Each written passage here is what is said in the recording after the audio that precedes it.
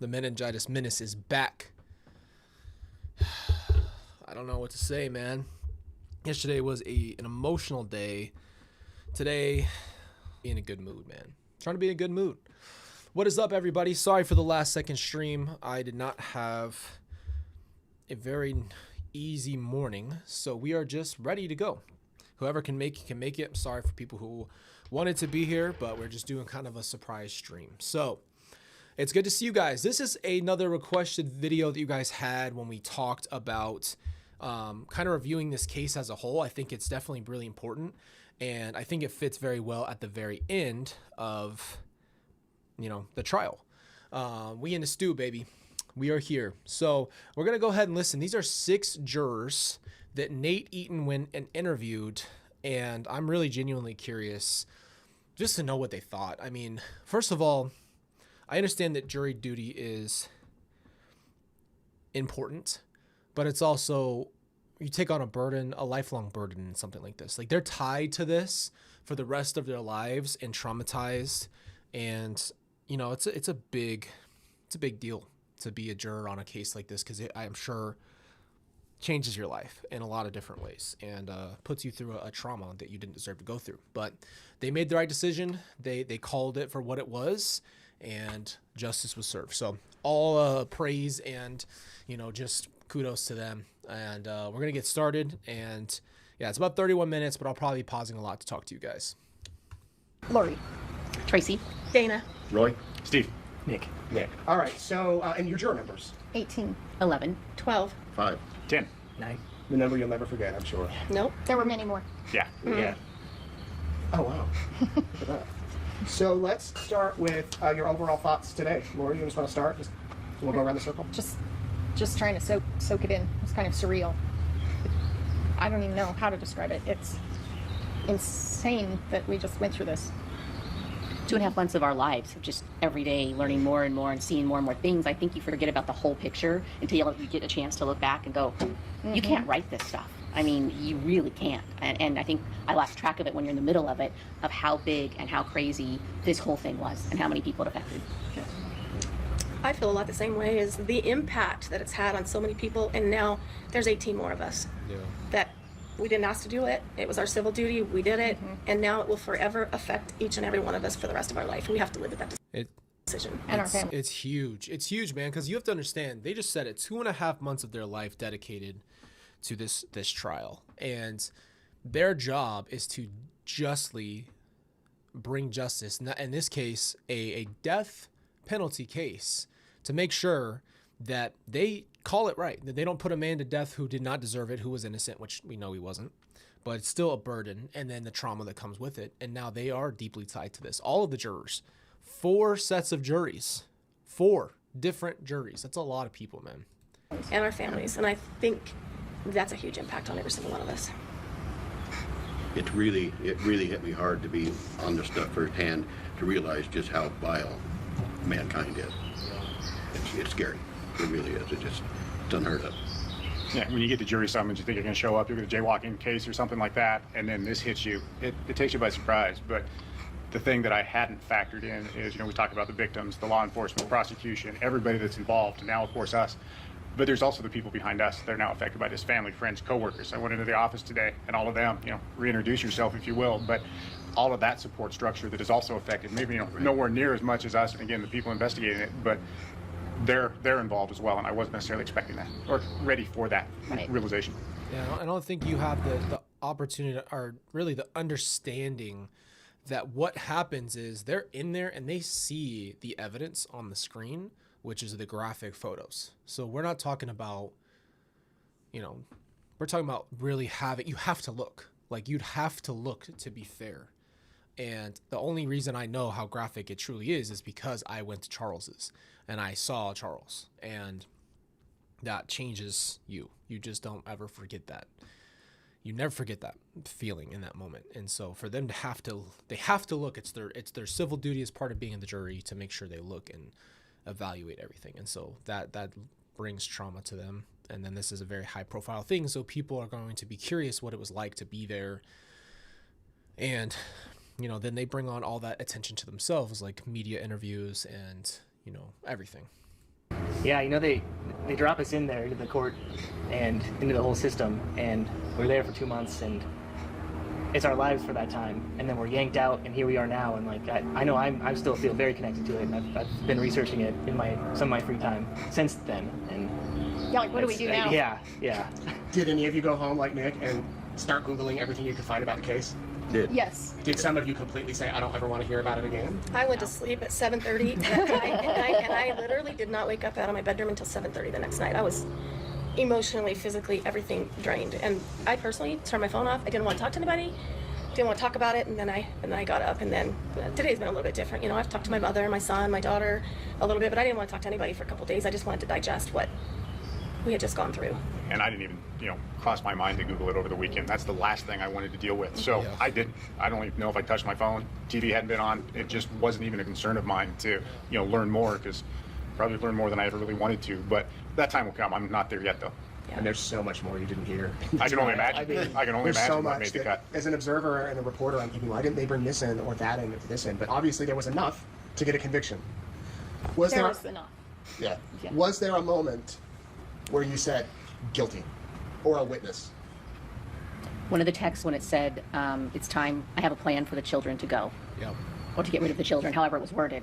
When they had that, and they'd already built up, of course, all of the, Alex was here at this time, and they talked to each other 10 times before that happened, and it was like... Or what about the, I'm grieving, but not for the reason why everybody sad, not why they thinks. think When he's I am. texting Lori the day after his Funeral. wife. That's Holy solidified. crap, man. Yeah, just to hear them, it's really... just hits you different to really know their thoughts. I don't know. Just regrounds it. Like, yeah, I don't know. It for Lori, but I think when he starts saying, I'm going to turn up the pain and turn down the tolerance, For and then 4-year-old. start talking about, is there a plan for the children? Do we have a perfectly orchestrated plan for the children? Right there. That did it. Eliminate the celestial obstacles. How about you, gentlemen? One of the things that was telling, and still is to me, is how all of Lori's family were dark, and all of Chad's outside of Tammy were light. That's when I kind of went, you know what, this is the mastermind behind this, at least in my opinion. He's eliminating things that aren't close to him that are getting in the way of what he wants. And that was one of the turning points for me. Yeah, none I of his agree. children. He had his children where he needed them. They were going to back him 100%. And the one statement where he said, you will be unencumbered. Is that the word he used? Yeah. Unencumbered? Basically free of everything that could be an obstacle to us. Yep. I just can't fathom in my mind, though, I still can't get it, is how can three with Alex, if he were still alive, go through all this, do all this, bury them on your own property, and feel like you'll never get caught? That's what I understand. And that they never did anything wrong. No. Like there's no remorse. That's there. what you call an ego, though, to think that you can bury these children on your property and will never get caught. Narcissist. Yeah, narcissist from the beginning. But they didn't believe that what they were doing was wrong because they believed in one of their past worlds, their past lives, that they had repented and were forgiven for anything forever and ever in all their future lives. No, I don't believe that. I think they pitched that, and I think they said it to each other. But like I said, I think there's a psychological game there. I think the psychological game is to detach as much as possible from reality and say certain things. But I really do think they felt guilty. And not in the way that a normal person would, but I know that they felt more of the gravity of what was going on. Like it was a gimme, like, doesn't matter. Doesn't matter. Lori would say doesn't count for me. Doesn't count for Yeah. me, which Chad told her it didn't. Did you all get curious about Lori's sentence? Because you really, or did you know that she was serving life No, in that's prison? what I looked up. No. Like, I didn't know it was the same judge. So, Same judge, so same watching courtroom. him give No. the sentence for Lori's on Sunday when I watched that, some of the things he said to us right after the trial was over, I mean, it made it mean so much more. Yeah. I hadn't watched it yet, and I still it. haven't watched it, but I'll have to go back and watch that. But Oh, so much to digest, bro. Like, I can't even imagine trying to wrap my head around every moment, every witness. We didn't watch that, guys. We watched 20 days worth of the trial, which was mostly, I would call key or like, kind of like getting, but they had every single moment of every day, 8 hours a day doing this. And the fact that he didn't say anything, that he had the chance to say something, even to defend himself, to have some sort of remorse, to even if it was to say, I didn't do this, that really was like, well, that's the final straw. I mean, there's nothing. No There's allocution, no mitigating no factors. mitigating factors. He wouldn't even try to defend It makes me himself. wonder if he almost wanted. He said in the Of back the of death the, penalty. of the cruiser, I'm not coming back. I'm not coming and that back. one of those that, it's like, why would he say that if he didn't think he did this? So that was always in the back of my mind as well. And why would somebody, him, his attorney, whatever, not give us enough mitigating factors to state that he should get life in prison and not the death penalty. Right. His closing arguments were they were after Chad, he was a victim. Lori and Alex were after life insurance money from Chad, except for the 9th of October and the 19th of October in the two instances when there was threat on Tammy's life and then took her life. If it were Chad, Tammy would be the insurance, the beneficiary, not Lori. So if that's the best thing you have to try to give us reasonable doubt, that was The that was part that bad. you said about Judge Chad on his past, not Yeah. on now, not on the current. How But he about, didn't how give- about when he begged you to give Chad a non-guilty verdict? I am asking respectfully, come back with a verdict of not guilty. Respectfully. Look at my board. I have a sticky note up there, and I have a red marker that said not guilty. That's all you need to know. He didn't do no, it give in the us any- current, not in the past. Did anything from the defense stick or make you think, that's a good point? Ironically for me, the one thing from all the defense witnesses that factored into my opinion and decision was his forensic analysis, whatever you called him, who said that was the first time I at least heard that Tylee had fractured skull and jawbone. And that didn't work in his favor. That is really the only thing that I drew from them that contradicted anything else. I hadn't heard that before. I think they hurt his case worse. I think they hurt his case. Yeah. Oh yeah, his witnesses definitely heard The his witness, case. even the one who questioned the asphyxiation. Oh, absolutely, because she didn't have all the. I mean, I have to She give it didn't to the have prosecution. Like, did you have this report? Did you have this report? Did you have this report? Nope, They did their job. They didn't have all the factors that played into the case. Yeah, his ME said you take all this into consideration. Correct. And then when they were asked, did you look at any of this? No. So you didn't do exactly what you just said you need to do. What about the testimony of his children? Oh my gosh, That was awful. awful. Every That was was scripted. staged. It was scripted. It was painful. and the rebuttal witnesses, the Halloween kid, he had no reason to lie, in my opinion, and Right. completely Exactly. refuted Garth. The recorded conversation from Officer, was it Hope? Whichever one went to go deliver their autopsy. Oh, report. right. Do you want? Mattingly, thank do you want to? Yeah. And everything she said contradicted what was on that tape. So it's just they lost all credibility in my mind based on the rebuttal witnesses. And we did. I love knowing what they thought because there's so many moments where I feel like if you were watching it for the first time, it just fell apart. And their own text messages were just so damning. Like the stuff they said was just so clear. But you need hard, irrefutable evidence. Talk amongst us that, how sad for those kids to be that brainwashed that they actually believe that he had nothing to do with it, or is it the fact that they're scared of him? And you heard that he talks to his daughter every day. Well, he did, right? He did. I don't know. He did, you're We right. don't know if that's going to be able to continue, but that was one of Yeah. the questions that we asked post on the drive back to get our stuff. But I don't know if we got an answer to it. He will have very limited contact with the outside world. Like no almost no visitors. No in-person visitors, and he can have like a FaceTime call. We don't know how often, but basically it's 23 hours of solitary confinement. Right. Your thoughts about seeing those autopsy photos? Is that the hardest days? For me, Hard, I but- broke down. It was, when I left the court, I literally broke down. It was difficult. It was, to me, how can somebody be that cruel to a child who they trust, that person as they trust more than anybody in the whole entire world? Their protector did Their that to them. protector, and, he's awake, he's obviously scratching. They duct tape him so he can't move. They put a bag over his head. I mean, all of them were heinous, but you just think, this poor little boy, somebody doing this to him, and they're the people he trusts most in the entire world. Why are we at the park? That's all I'm wondering. I'm not being judgmental. It's just the park is not a great place to go. Well, Tylee, I just can only hope that however she died, it was quick and painless, because just the thought of the things that were done to her, Yes. it's just, it's Yeah, like which unbelievable. came first. Yeah. Hopefully Yeah. the And to quick see part that was picture first. of them in Yellowstone with Alex and the two of them, and to was think that surreal. within 24 hours, she's cut up, pickaxed, chopped, Okay. burnt, and buried. I mean, And it's where's just- the rest of her? Yeah. Right. And Yeah. Tammy was no less heinous. I mean, this is Oh, yeah. this is somebody Yeah.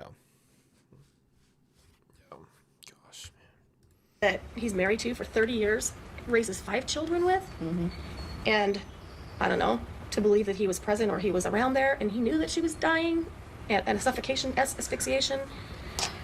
Was it as bad as you thought it would be going into it, or worse? It was worse. It was worse. worse. It was worse because you find out more details of how calculated and planned and uncaring and unemotional. And yeah, all he wanted was to be able to go have sex with this 126-pound blonde goddess. I mean, that was his whole, that's what he wanted to do. What- willing to kill for it. That is literally like, that's it. And you know what the worst part is? The more you look into cases like this, the reason why people do what they do is not always that calculated or that thought out. They really just have an idea, and they're already, you know, maybe in that realm of socio to psychopath level, depending on who you're talking about. But a lot of the murders that happen are like, they just have this reason, and the person who does it usually spends a lot of time thinking about it. So I've just, again, not to tangent off, but like when it comes to this thing, it really is as simple as what, you know, those main 3 words was money, power, and sex. You can go into all the details and figure out all the religious stuff that they were saying and all that. But at the end of the day, it really just boils down to they wanted to be together, and they wanted to have 0 problems. They needed money. They needed money. So the only way they're going to get that is to take insurance money. Now, I don't play the what if game very often. You guys know that. I think that's very dangerous, and I think that that's not helpful or healthy. But if they would have gotten Charles's money, I wonder if that would have changed what happened. But it doesn't matter, because the what if game goes all the way back to what if none of this ever happened? And that's the first question. So, but at the end of the day, they wanted to do what they did, and they did it for more simple reasons rather than all of this religious stuff and anything. They wanted to be together. Chad and Lori wanted to be together, and it was at any cost. And that's what they chose to do. And I don't know why Lori did it. I don't know why she was that infatuated and needed so badly to be with him, but very wounded person, you know? Friday, though, was harder for me. With like, all the family. All of that was hard, and you still find a way to disconnect a little bit. And then Friday, the victim statements. There was only one set of dry eyes in the room. That's true. Mm-hmm. That was Chad. Tell me about you're sitting across from this guy every day. Yep. I'm sure you're Basically. watching him. Each of you, I'm sure, in a moment would just want to watch him and study him, or at least try to gauge what he's thinking. Did any of you ever make eyes with him? Have a thought of compassion or sympathy or anything? He made eyes with me one time, like we stared at each other for a little while, and then he did one of these, Yeah. and then he just looked away. Yeah. And to me, I felt like, was that a, oh well, I know I'm done here, or you know, No, I'm screwed. Yeah, probably. what was that? But no expressions other than that. That was it. And I walked out. I've seen someone, okay, so I just, again, I've watched a lot of cases now and like studied and stuff like that. I watched a guy who had just, and I mean freshly, taken his wife's life.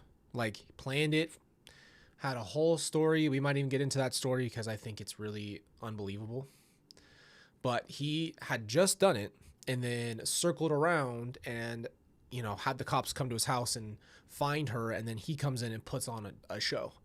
Even he, who was the one who did it, sold emotion. Chad had zero emotion, right? Like, if this happened to you, if this would have not been your fault, you would feel horrible, right? You'd been like, oh my gosh, this isn't true. Like, you would be in shambles just from the fact that they were back there. But he didn't even invoke a single amount of emotion. We watched his face.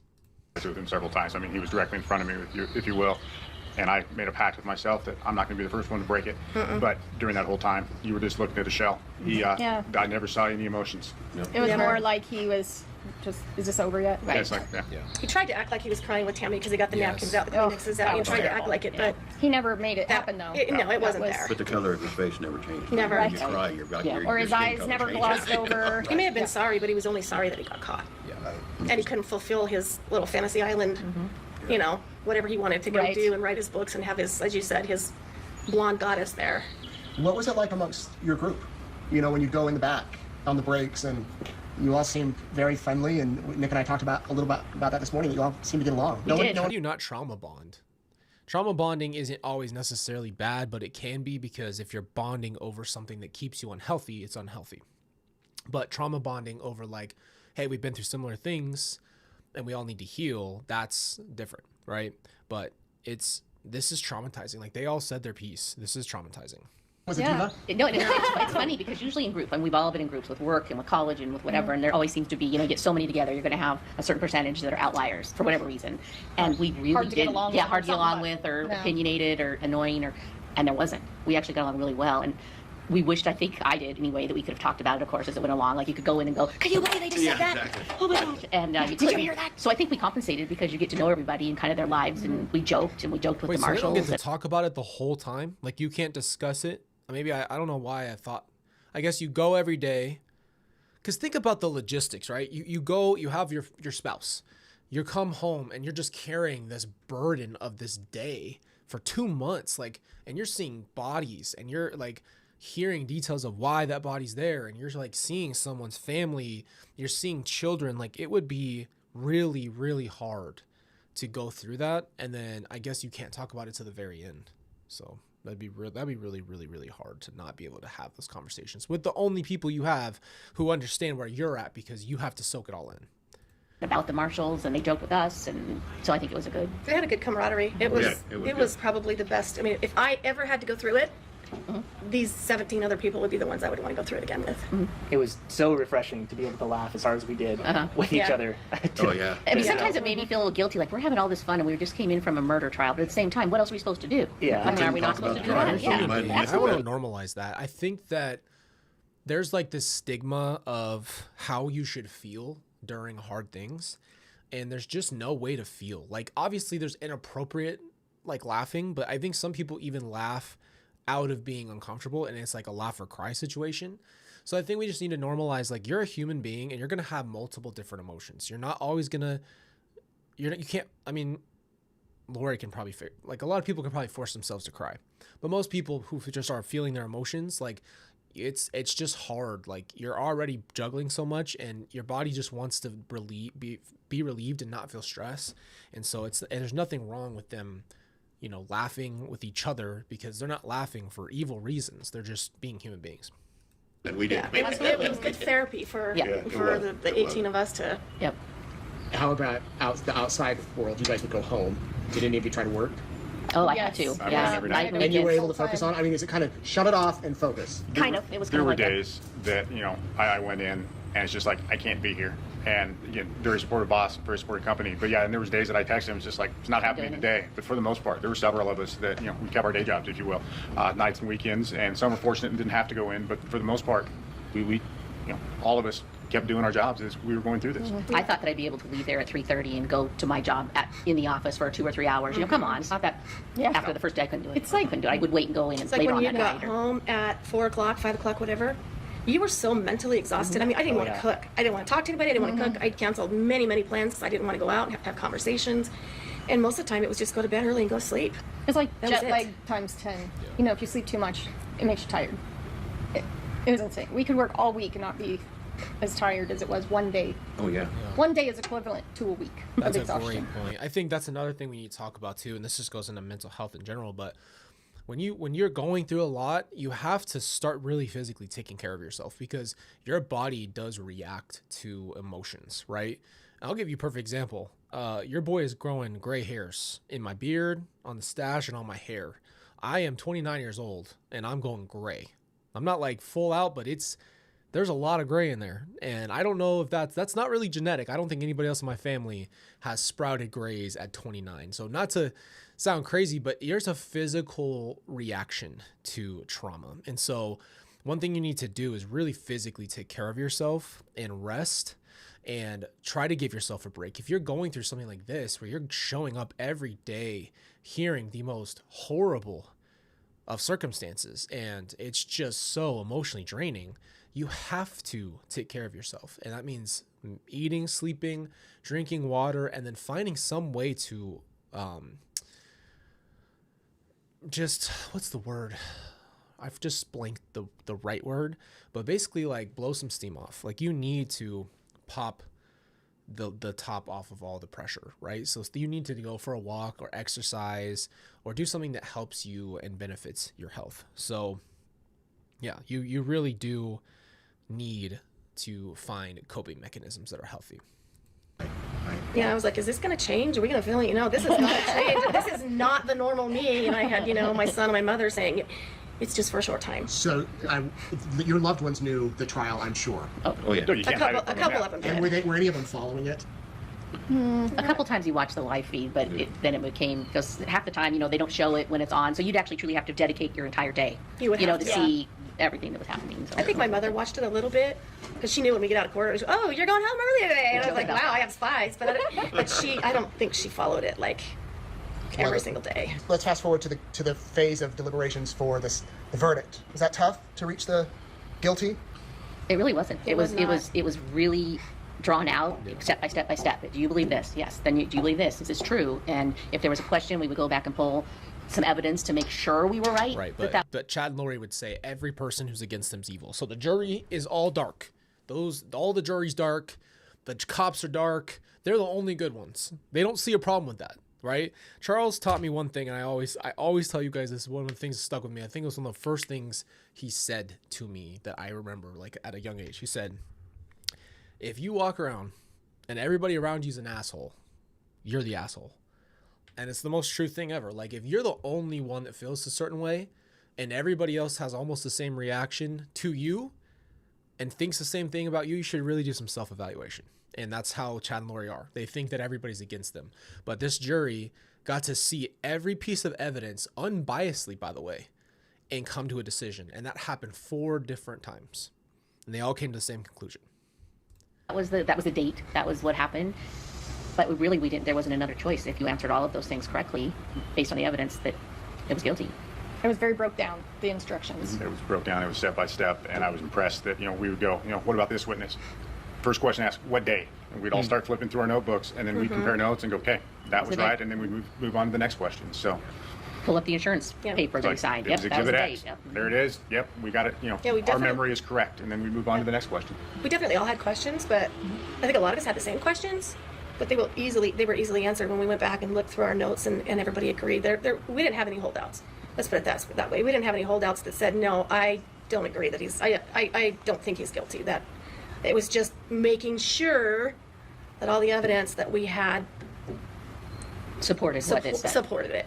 What was life like as a juror? The food, the bathroom situation. Okay, the bathroom was a joke for me because for some reason I was paranoid that you better go to the bathroom before when you're on break because you don't know what's going to happen, right? I can go at work 6 hours without going to the bathroom, right? Oh no, not apparently here. Every 2 hours. and you had to ask. And we had one marshal that we jokingly called him Chihuahua because he was very nice but at the same time he knows it. We told him.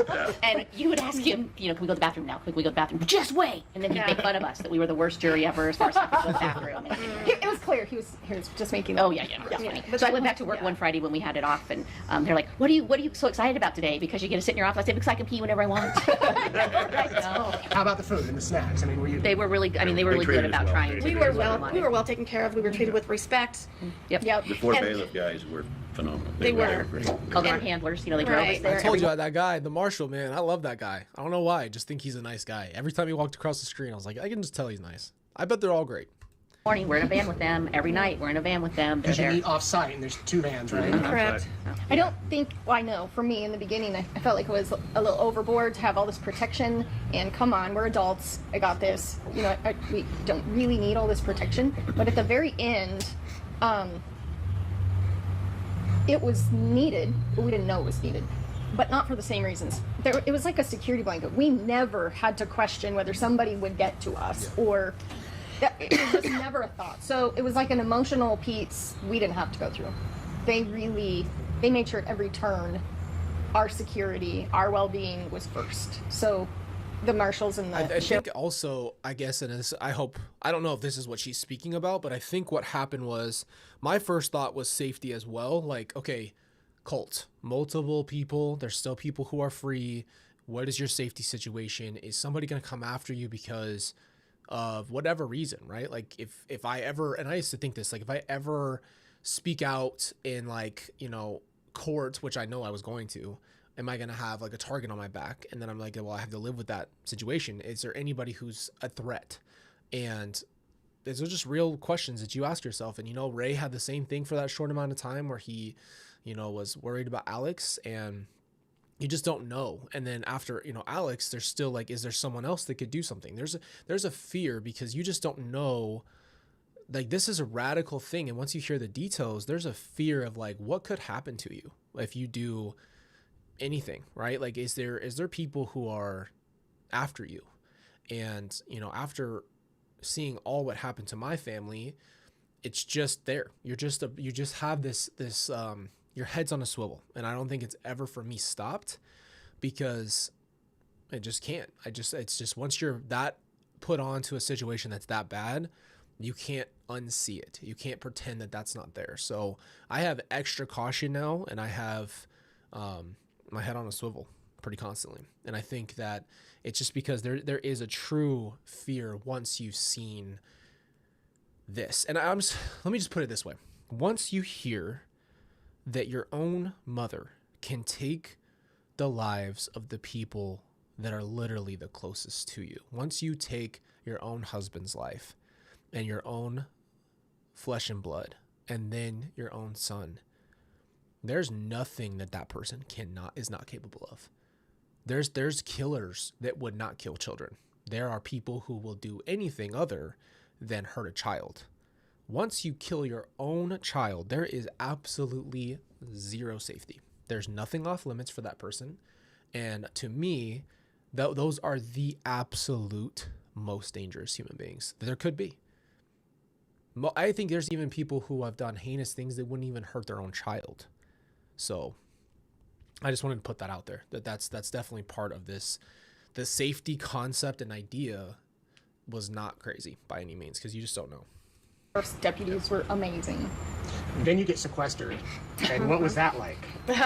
It's just surreal when you think no phone, no TV, no music, nothing. No radio. Basically sit in your room in silence. And the first night we had to be in our rooms. They wouldn't let us out in the hallway. So you just went to your room, and I ironed. That's all. Right, you can iron, put away your clothes. Yeah. I You had can to move move my in. take chair. I didn't figure the TV out yet. The volume, you turn it up on the remote to 15. And You got a can't, remote? And you can't hardly hear Oh, it. that was the I had to move my chair right up to the TV so I could hear the damn TV. So did they remove the TVs? They removed the the cords. remote so you couldn't have internet. So we had a And the DVD cords. player, Yeah, and the so we could cords. only watch DVDs. You that they gave couldn't us. turn the volume up and down with manually or change the It was channels or crazy. anything. Yeah. And the DVDs had to be approved. Yes. Yeah. Pre-approved. And books. And Had to be games. approved. We And couldn't you do can't call anybody. Oh, Oh absolutely no.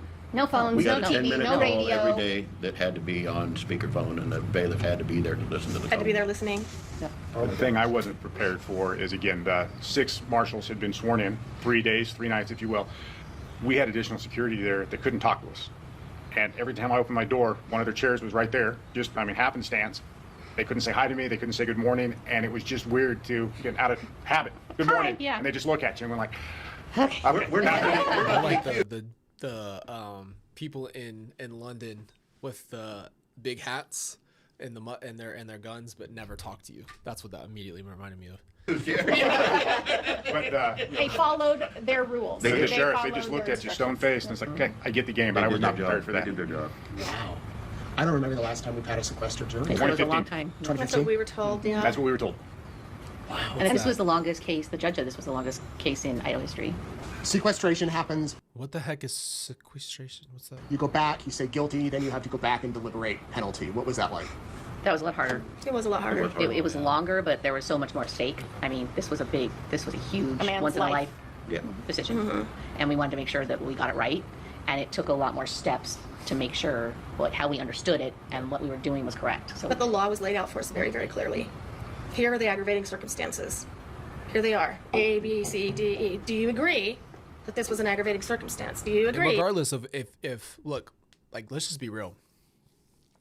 No matter how much justice plays a part, you are literally checking a box or whatever that looks like to literally have someone's life taken. It doesn't matter if it's the right or wrong thing. That comes with its own decision that you have to make. Now, is it the right one? Yes. But at the end of the day, it's still, imagine having to be put in that position. You literally are deciding someone's life or death. So I think that we just have to see that and zoom out a little bit and just realize, like, regardless of how much someone deserves it, you're still making that decision yourself. You know, you have to live with that as well, even though it's, the right thing by law. There was a night, if you do, you move that forward to phase 2. And when we had conversation, some deep conversation about several of those, But for the most part, I mean, in the end, we all agreed. It was every every aggravating circumstance was moved forward. And there was no mitigating circumstances that Pryor had brought up, or Chad himself, that would given us a reason to say, even though there's this aggravated mitigating circumstance, it's okay because there's all this good stuff, you know, that he did, or there was reasons, and no one gave us that. Well, so Nick, therefore, Nick even brought up that he's like, you wanted to talk about the mitigating circumstances, and he was adamant about it. And the one thing that we all agreed on, the mitigating circumstance, was he did have 50 years of an exemplary life. He had no speeding tickets. He had no history of any legal problems whatsoever. Okay, but somewhere in there he changed. Somewhere something went Yeah. click. or I believe it was all there after, you know, them showing the stuff he's been writing and and talking about for a long time. I think he just finally had a catalyst for it to all just It all came come out. out. And that was Lori. I think we also need to address that as what it is. Lori and Chad probably would have never done what they did had they not been together. I don't think Lori would have went down that path. I don't think Chad would have went down this path. I think that they together did make the explosion, right? But the other parts of them that were already nutty and kind of disconnected and what's the word, disassociated and fantasy life, all that stuff existed. It's not like that happened because they got together. It's just that when they finally got together and had some kind of reasoning and some kind of way to just really, really implode and just destroy everything, they did it. And they were literally like a black hole, and they have been for years. But I truly don't think they would have went down this path by themselves. I really just don't. I don't see it happening. Well, it was Lori, but it was also the group and the people listening to him and people believing him and Alex following him, and it just all... He really believed the stuff he was writing, I think. I mean, to move his family to Rexburg... He really started believing it. Yeah, to move his family to Rexburg because he thought earthquakes were going to happen in Salt Lake, that he was going to build the new cities there, is just unbelievable to me. And did he really believe that? Because in the end, their plan was to move to Hawaii. So he even moved away from the city where he was going to lead the 144,000. He moved to Hawaii, and all that became Yeah, null and void after he got his null and money. void. And his Now woman. I have what I want, and I'm on my way. What was it like walking in the courtroom the last time when the clerk reads the penalty that you 12 knew and no one else did? He didn't want to really make eye contact with any of them. It was hard. To me, it was heart wrenching, and I couldn't not cry. I'm like, I watched him again through that whole thing, and no emotion. no emotion. No emotion. And I went a slightly different way in my mind. There was closure to me because, again, I already knew the answer. There was some emotion, I made a mistake and locked eyes with the grandpa, and well, that was okay, gotta hold this back. But it was kind of surreal because it's like, this is over. I've made the decision. I'm 100% at peace with it. Now it's just, we're done. So I wouldn't say it was an emotional thing for me. It was just kind of the deep breath, if you will. Yeah. And the letdown just knocked you out. And then once you get home and the dam can break and all of the things that have built up over the last 2 months So you didn't even know was there. that I didn't know was there, and I can talk to somebody other than my dog, then everything came out. I got home and the wife goes, I'll have dinner ready in about a half hour or so. And I said, okay, let me sit for a minute. And 10:30 she wakes me up and says, you probably better go to bed. Where's dinner? Go to bed. Right? One of the sad things, though, that came into my mind is we've lost 4 people already. Even though Charles didn't come into this, he was part of it. We've lost 4 lives. This doesn't end here. There's going to be another life lost. We sent somebody to death. The death has not ended in this case. For this family, it's not over. Yeah. For those kids, it's not over. Well, It may be over for us, but it's not totally over for them. And I think it's awful that whatever Chad has put in his children's minds, that they will not even go to their grandmother's funeral. They're not and going talk to to support them their mom. after being raised with these people is just unbelievable to me. That's the just problem. It's like you have to. They need to. Man, they just have to just break the cycle. You have to look outside of it, but it's so hard when you've probably been so conditioned to believe your dad. No one wants to believe their parent's a monster. No one does. No one wants to accept how bad it truly is. It's just, it'll change your life. It'll change your life forever, change you forever. It will change your perspective on life forever. It will change everything about anything you've ever known, and it will break you. But there's no other reality. The problem is you can't pretend for the rest of your life that Chad is a good guy and publish his letters as he's lying about killing your mother and lying about everything and keep going back to feed his ego and have him still have his hooks and manipulation over his children. And it really breaks my heart, regardless of what they've said about me or how much they defend Chad. listening to Tammy's family again, and I remember them doing it in person, but listening to them talk about the loss that they've also suffered, which is his children, the other people that they love, and an extension of Tammy, not just Chad's kids, but Tammy's kids, and they're on their own people. They're not just their kids, but they had their own relationship with their nieces and nephews and grandkids and all of that. And then they have kids, right? Now this whole family shattered and broken because of Chad.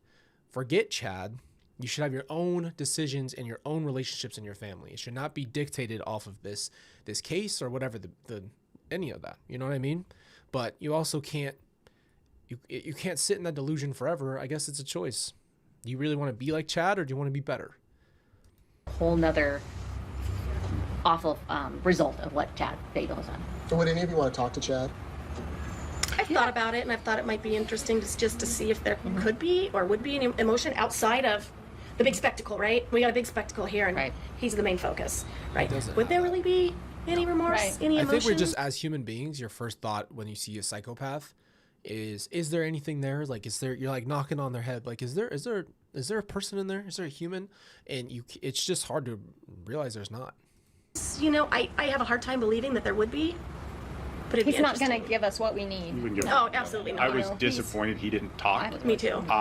But no, I would not want to sit down and talk with him because, you know, to her point, I don't think you wouldn't get the closure that you wanted. You would get, you know, preached to, if you will.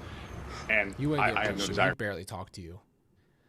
If you saw him like you did with his texts and all the stuff that was presented in that trial, he's not going to want to talk to you. People have asked me, would you ever talk to Chad? The answer is, it's just like I thought the same thing about Lori, right? I thought if I interviewed her and gave her a place to say it, and I didn't lead the conversation, and I just asked questions, I knew to not be hostile, I kept my cool, I allowed her to speak, maybe I'd be able to get somewhere, have some kind of closure. And all it taught me is how horrible she truly is and how much she refuses to do anything other than hurt people, and that she doesn't want to change, and that she is happy where she is. She's happy with her lies. And if she's not happy, she's still going to stick with that. And then she quadrupled down times 100 by every interview that she gave, and then representing herself, and everything that she did afterwards just kept reinforcing the same person. Some people do not want any kind of change. Some people are going to stay the way that they are, and some people honestly do not care. So you want to see a human reaction. You want closure. You want something from that person. And you have to accept that with some situations, you're just not going to get it. And I think what I've seen amongst a lot of these people, okay, and, you know, just as far as family goes, and even for Chad's kids, this is an assumption and an opinion, but it looks like they haven't even got through acceptance. There's no acceptance of the reality of how bad this truly is. They come up with their own version of acceptance because that's easier for them rather than accepting the situation for what it truly is. So you're never going to get any kind of closure. It's just not going to happen. Even if they apologized, it wouldn't really bring you any closure. I don't believe it would. For that, but I really wish he would have talked on his own, just so I could hear what he had to say and what he thought. Just something. Have some what are his, something. yeah, what what are his happened. thoughts about Even if he all this? justified it. I mean, you know what I mean? Even if he had reasons, but something. He tucked Do you think his if he had thing come between his out- legs and just accepted it. If you weren't going to believe his facial expressions and his little nose, then he didn't want to talk to you. He's above you. That's what he thinks. And apologized and said, I was caught up in this affair, and showed something that maybe he would have gotten life in prison. Maybe that with not just that alone. No, if Pryor had actually shown some sort of evidence, like he said there was 300,000 other texts. You know, well, show us one that supports your side of it. Exactly. You know, if there had been something like that, in addition to Chad saying this, and there could have been mitigating circumstances then that wouldn't justify. They said that death penalty wasn't justified, but.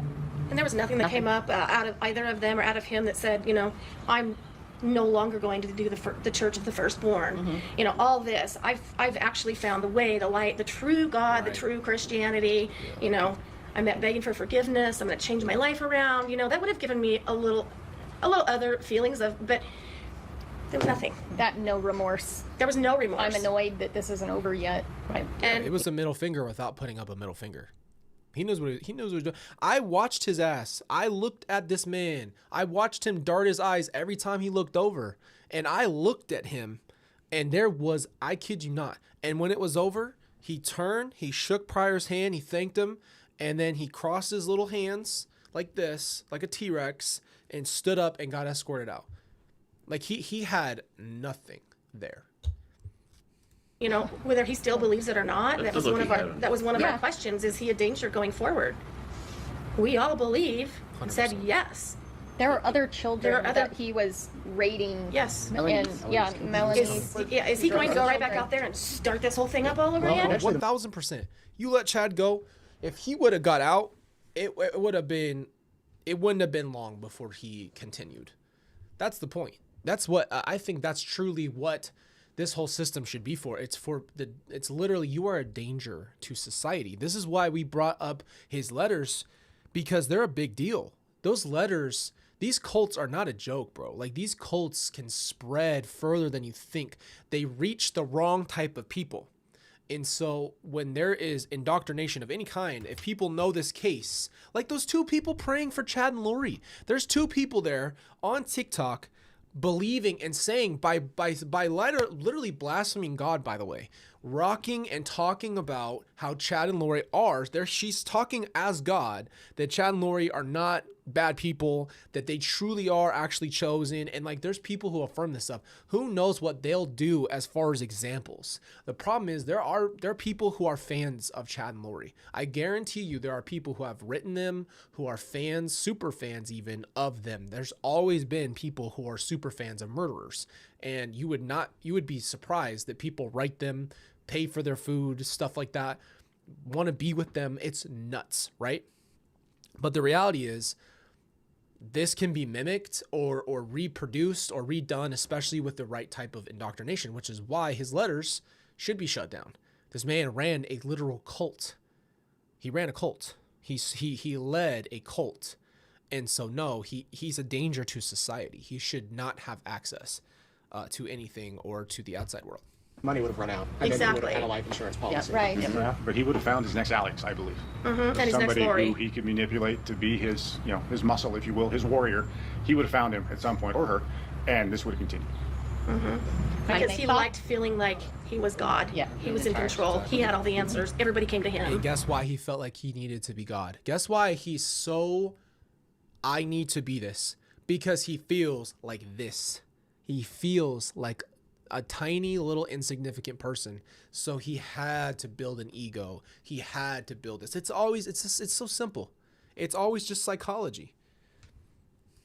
Well, that was right. Part of the plan was that Melanie Boudreau, them getting Brandon's life insurance and then her children's That Social would've Security happened. payments, and then that didn't work.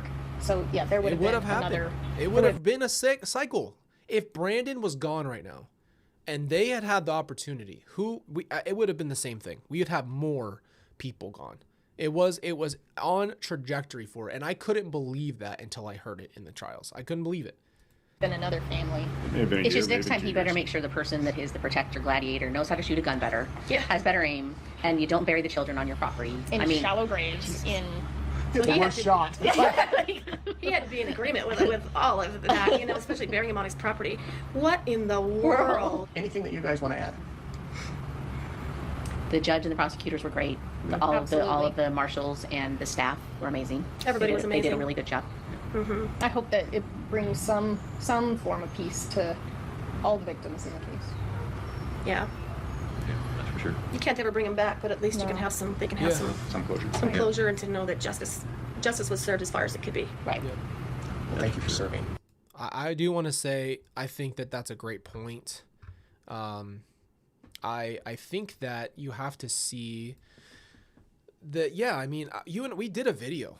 We did a video, bro. We did a video about, I don't like looking at my face while we're doing that. We did a video about what it's like to, what does it feel like to for justice to be served. It doesn't fix everything, but it does feel good to know, hey, this isn't going to happen again with this person. This person is not safe, and they're a danger, and they need to be taken away from society. And it feels good to know that is the case. So that was one other thing I did consider doing is us watching the sentencing. I just think it's really fast.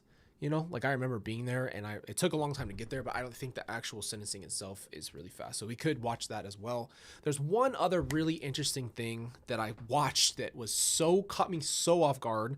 But let me read this chat real quick. These emotionally intelligent and objective and just people read Chad like an open book, both from the evidence and his demeanor in court. They were more affected by the pain of family members than him. Exactly. Well, he doesn't have those feelings. That's why we made a video. Is he a psychopath? It made me genuinely curious. Like, are these people mentally, like, genuinely psychopaths? Like, lack of empathy. Like, they don't have it. And it sounds like no.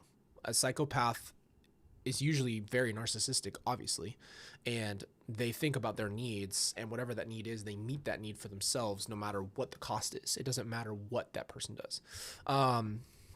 What's his name? Let me see. This just popped up on my thing. I gotta show you this. This is insane. So I've been watching this channel. If you guys are interested in like cases, it's a little graphic in a sense, but like if you go through this video, I haven't watched it all the way. I was like maybe not even halfway through. I couldn't honestly get through it, and it's very, you know, it can be very sensational. But anyway, I was taken aback because I've been watching this channel and other channels, and a lot of times they show a lot of the what's it called, like the body cam and stuff like that, and that's always, I guess, interesting in a way, because it's just more like the full story. He does his name is Dr. Insanity. He does like a bigger full story of things. I was thinking about possibly watching that with you guys, because a part of me also feels like correcting certain things. I think that I've seen a lot of misinformation out there, and it bothers me. It just bothers me. I don't know why it bothers me, but when you know that your family was a certain way or certain things are going on and there's just misinformation out there, it's out there. But there's always copyright and stuff like that. But I watch his channel, and then all of a sudden I see this video pop up, and I'm like, this is not real life. This is really weird. So if we want to talk about that and kind of go through some of those other situations, we will. But I do have some new cases that I want us to cover, and I really do think that we have a lot more in store to help other people. I really hope that our channel continues to show people about the victim's advocacy and what you can do with your life after, that your life is not one scenario or one thing, that you are not just seen as one thing. So I really hope that we can continue to go down that path. So other than that, I do love you guys and appreciate you. We will be streaming this week, so just look for the community tab. I've been posting every live on the community tab as well, and today was a little bit of a surprise, so I'm happy you guys are here. It was good to see you. Thank you, mods. Love you, appreciate you. Thank you, warriors, chiefs, mother frickin' ones, and to all of our Patreons. We are going to be posting more videos that we can't really have up on the main channel, either on Patreon or for the members as well. So if you guys are interested in things like that, that's where they will be. There's certain things we can't really do at normal on YouTube because of all the copyright stuff. But there's just things that, you know, I'd love to talk a little bit more about that go there. I know it's not much, but I 100% support you and pray for you every day, Colby. Thank you so much. That's very, very kind of you. And I really do love our community, man. Like, anything I can do to pour back into our community, I want to do. And I just want to make sure you guys have a place to come where we can do things together, and just so you guys know. So it's Thursday. I'll let you know about tomorrow and for this weekend. And yeah, man, I love you guys, appreciate you, and I will see you guys very soon.